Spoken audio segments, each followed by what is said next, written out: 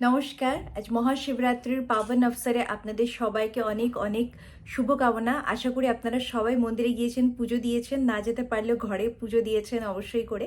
এবং আমি তো মন্দিরে গিয়েছিলাম, সপরিবারে গিয়ে পুজো দিয়েছি, আমার ঘরেও পুজো সম্পন্ন করেছি।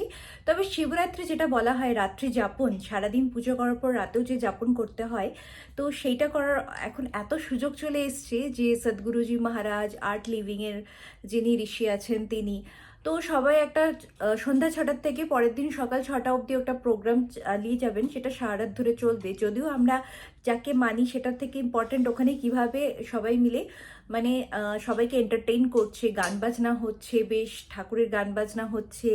তো এটাও আমরা বেশভাবে সারা রাত যাপন করতে পারি। আবার আমরা নিজেরাও শিব পুরাণ পড়তে পারি বা শিব চালিসা পড়তে পারি বা শিবজির 108টা ওম নমঃ শিবায় মন্ত্র জাপ করতে পারি অথবা মৃত্যুঞ্জয় মন্ত্র জাপ করতে পারি। এভাবেও আমরা আমাদের সারা রাত্রি যাপন করতে পারি।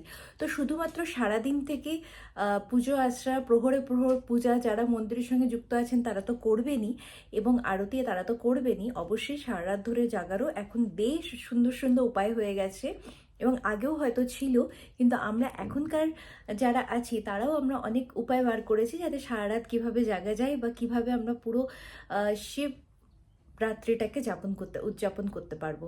তো আমার তো খুব ভালো লাগে এরকম যে কোনো রিলিজিয়াস জিনিসটাকে মানিয়ে নিয়ে যেতে বা রিলিজিয়াস দিনটাকে সুন্দরভাবে সেলিব্রেট করতে।